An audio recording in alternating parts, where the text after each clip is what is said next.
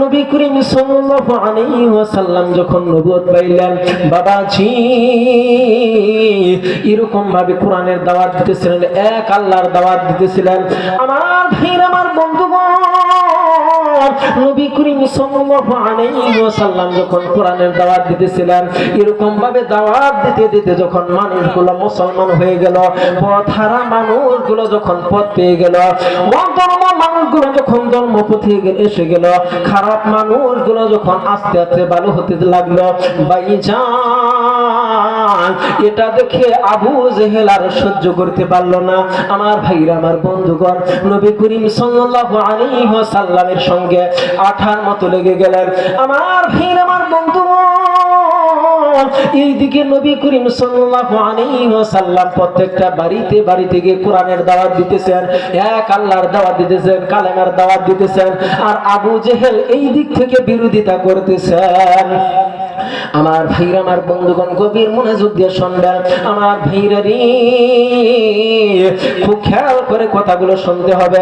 নবী করিম সাল্লাল্লাহু আলাইহি ওয়াসাল্লাম কোরআনের দাওয়াত দিতেছেন, কালেমার দাওয়াত দিতেছেন, বিরোধিতা করতেছেন হলো আবু জেহেল।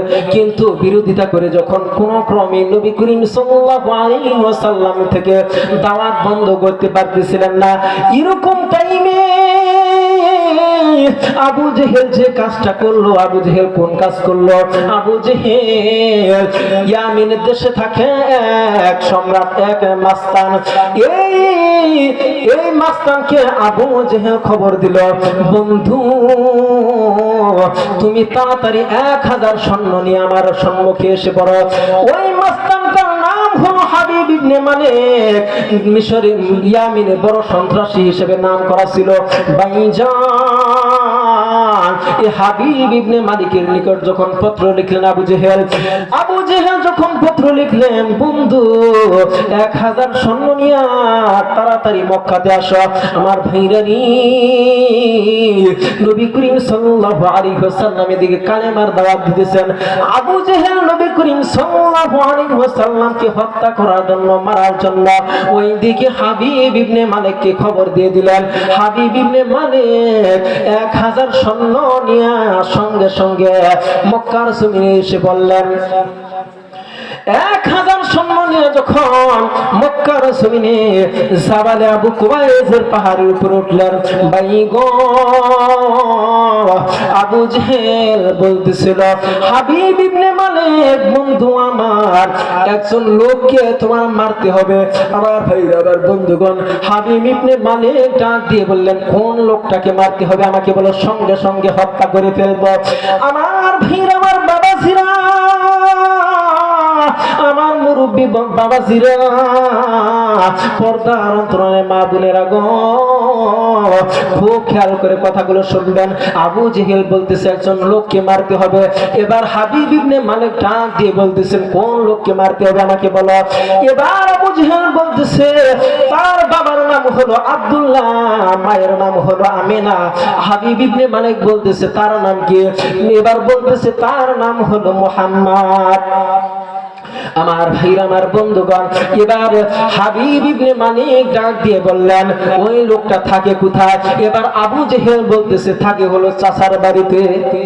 আমার ভাইরা, আমার বন্ধুগণ, এবার হাবিব ইবনে মালিক ডাক দিয়ে বললেন, চাচার বাড়িতে কেন থাকে? এবার আবু জেহেল বলতেছে, চাচার বাড়িতে থাকে এই কারণে যে তার মা নাই, বাবা নাই।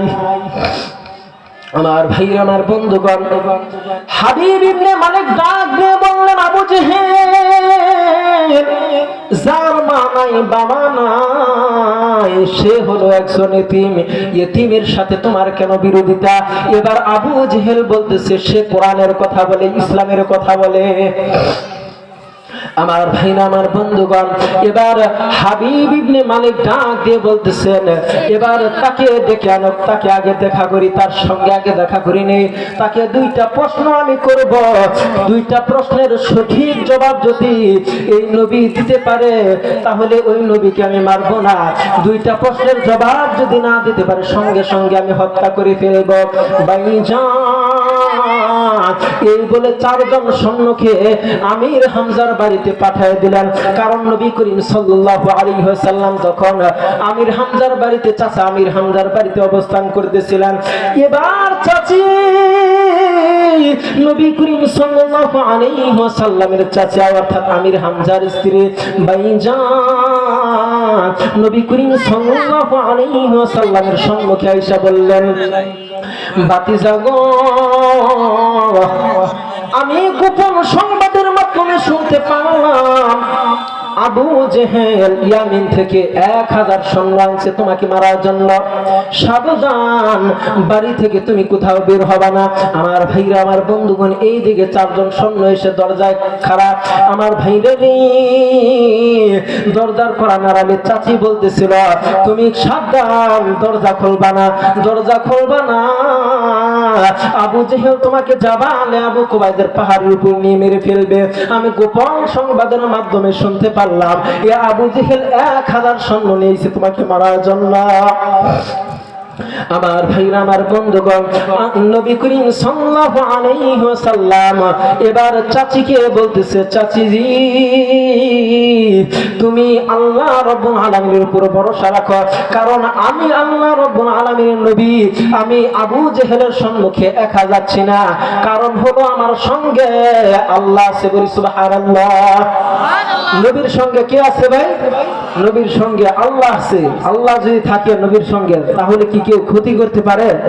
কেউ ক্ষতি করতে পারবে না। আমার ভাইরা, আমার বন্ধুগণ, সংক্ষেপে আকারে ঘটনাটা বলে দেই। বাবাজি নবী করিম সাল্লাল্লাহু আলাইহি ওয়াসাল্লাম এবার দরজাটা খুলে দিলেন।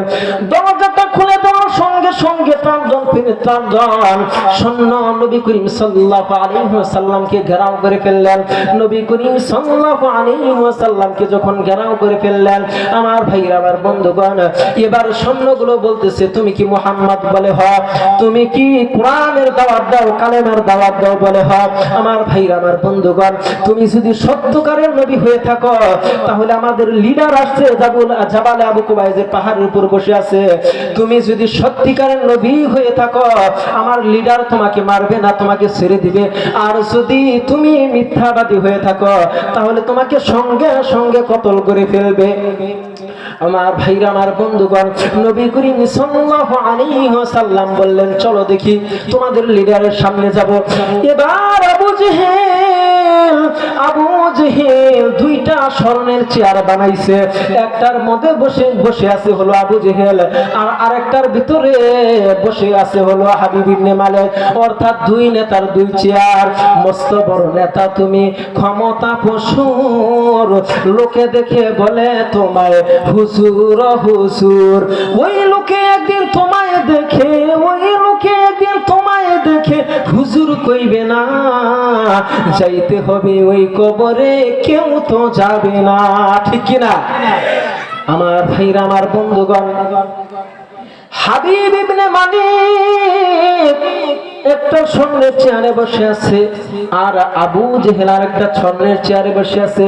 নবী করিম সাল্লাল্লাহু আলাইহি ওয়াসাল্লামকে নিয়ে আসলেন।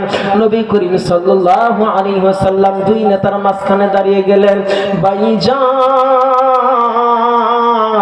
খুব খেয়াল করে কথাগুলো শুনবেন।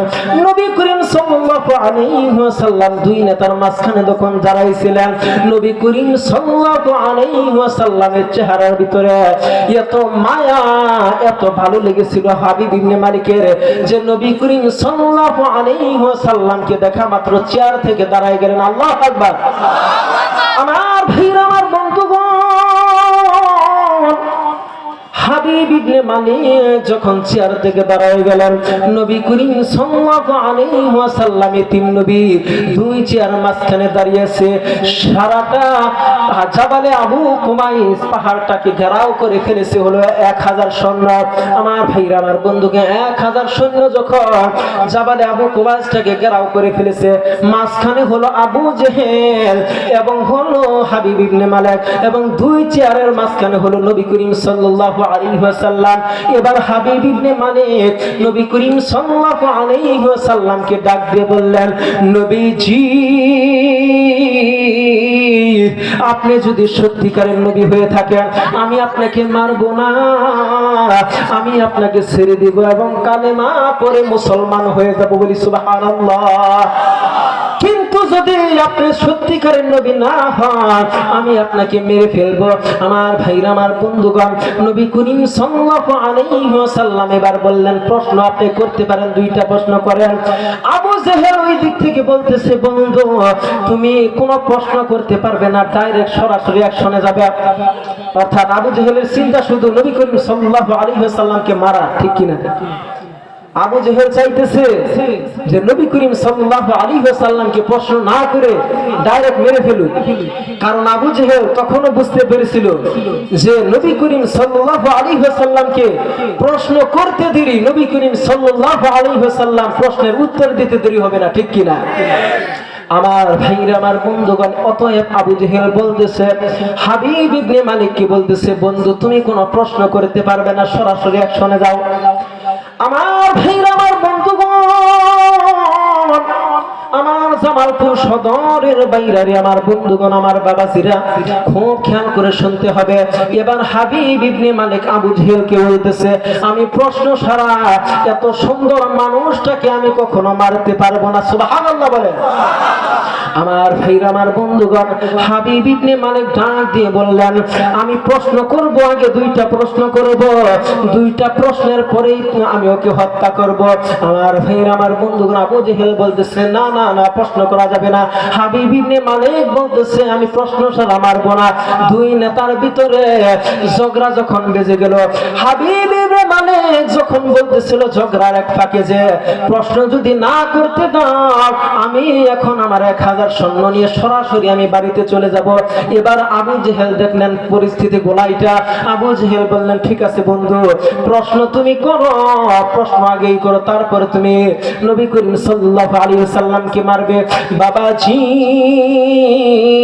হাবিব ইবনে মালিক নবী করিম সাল্লাল্লাহু আলাইহি ওয়াসাল্লামকে ডাক দিয়ে বললেন, নবীজি আপনি যদি সত্যিকারের নবী হয়ে থাকেন, আপনি যদি আখিরি নবী হয়ে থাকেন, আপনার সাথে আমার কোনো বিরোধিতা নাই। আপনি যদি আমার দুইটা প্রশ্নের উত্তর দিতে পারেন আমি আপনাকে মারবো না, আমি কালেমা তৈবা পড়ে মুসলমান হয়ে যাব, বলি সুবহানাল্লাহ। নবী করিম সাল্লাল্লাহু আলাইহি ওয়াসাল্লাম বললেন, আচ্ছা ঠিক আছে, আপনি প্রশ্ন করেন। এবার হাবিব ইবনে মালিক ডাক দিয়ে বললেন, নবী গো, এক নাম্বার প্রশ্ন আমার, নবী গো আপনি যদি সত্যিকার অর্থে নবী হয়ে থাকেন আপনাকে এক নাম্বার প্রশ্ন করতেছি, আকাশের ভিতরে যে জ্যোৎস্না চাঁদ দেখা যাইতেছে, এই চাঁদটাকে যদি আপনি হাতের আঙ্গুল দিয়ে ইশারা করে চাঁদটাকে দ্বিখণ্ডিত করতে পারেন তাহলে আমি আমার প্রশ্নের এক নাম্বার প্রশ্নের উত্তর পেয়ে যাব। আমার ভাইরা, আমার বন্ধুগণ, এবার নবী করিম সাল্লাল্লাহু আলাইহি ওয়াসাল্লাম আকাশের দিকে তাকায়া বললেন, মাবুদ হাবিব